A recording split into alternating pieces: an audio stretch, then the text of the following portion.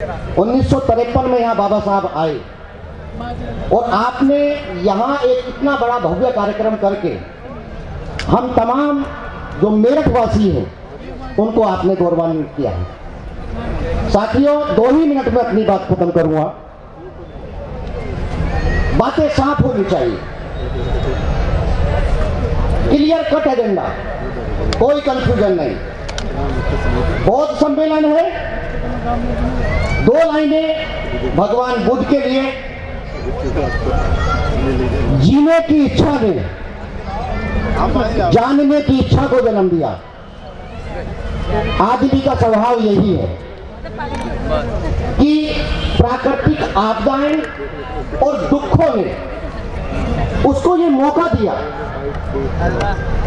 उसके अंदर एक इच्छा पैदा हुई और इच्छा ने ही कहीं ना कहीं धर्म को जन्म दिया। भगवान बुद्ध दुनिया के एक ऐसे क्रांतिकारी विचार बोध गया,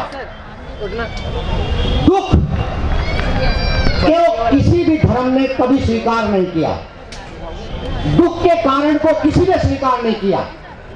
सिर्फ भगवान बुद्ध ऐसे थे कि जिन्होंने दुख के कारण कहा कि दुनिया में दुख मौजूद है लेकिन दुख के कारण है।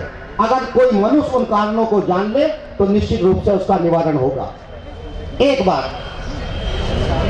साथियों, तमाम जो मंच ने कहा कि जातिवाद खत्म करें,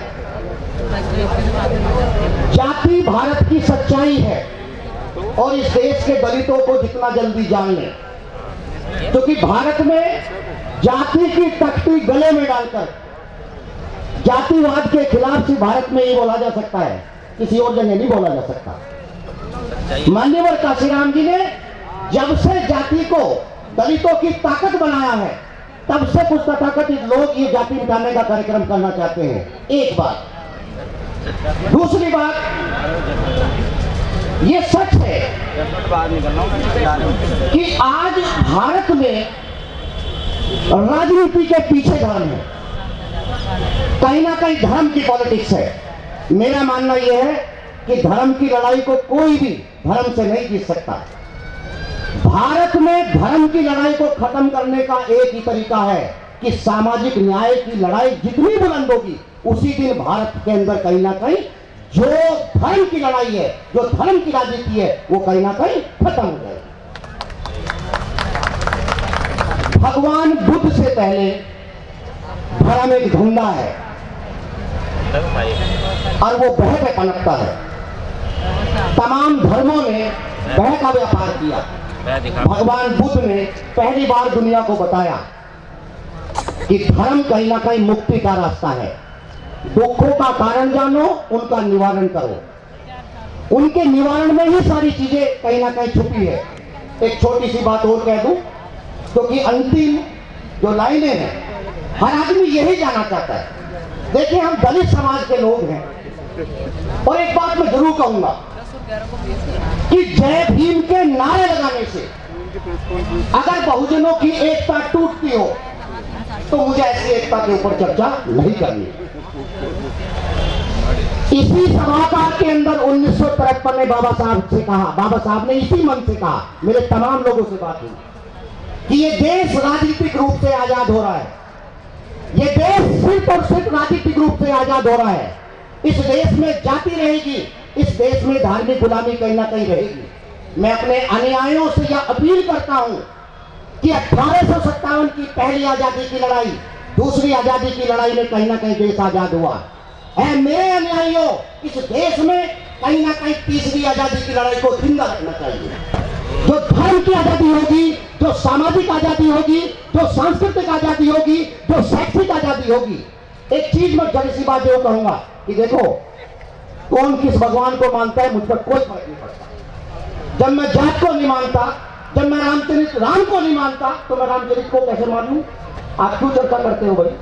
क्यों चर्चा करते हो? क्यों चर्चा करते हैं?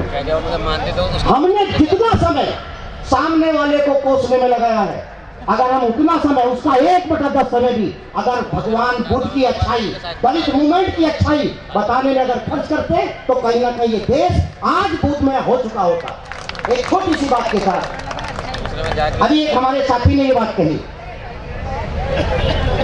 दलित क्या है? मुझे दलित होने पे फक्र है। 1832 का दलित, दलित का मतलब अनुसूचित जातियों में आने वाली जातियां, मैं स्पष्ट करना चाहता हूं। 1832 का दलित ये कह रहा है, अंग्रेजों से एक चिट्ठी लिख रहा है, अहमदनगर एक जगह है, कि मुझे अंग्रेजी शिक्षा चाहिए। 1832 के दलित को सही से हिंदी नहीं आती थी, उसकी भाषा देखिए ना, कहां लग रहा है। 1832 का दलित अंग्रेजों से ये कह रहा है कि मुझे अंग्रेजी शिक्षा दो, ये उसका दलित मूवमेंट है। 1960, आज आप जाति मिटाने की बात करते हैं, एक व्यक्ति और बताता हूं आपको। 1960 का दलित, 1960 के दलितों ने एक चिट्ठी लिखी जनगणना आयुक्त को कि हमको, हमारी जाति को, हम हिंदू नहीं है, हमको अलग किया जाए। और आपको पता होना चाहिए कि भारत में 1931 में जातीय जनगणना हुई थी, लेकिन दलितों की आबादी कब हुई थी? 1911 में। 1911 में 10 मानक थे। 10 मानकों के आधार पर तब के तात्कालिक जनगणना आयुक्त ने दलितों की आबादी को अलग कर दिया, और दलितों की ये अलग आबादी के आंकड़े थे, जिसने कहीं ना कहीं दलितों को आरक्षण दिलाने का काम किया। 1921 में बाबा साहब ने कह दिया था कि ये हमारी आबादी है और हमको इतना आरक्षण चाहिए। देखिए सर, तमाम बातें होंगी और बहुत सारी खामियां होंगी, लेकिन एक बात मैं जरूर कहता हूं कि दलित मूवमेंट आशावादी है, वो बहुत आशावादी है। उसके नेता निराश हो सकते हैं, लेकिन वो कहीं ना कहीं आशावादी है।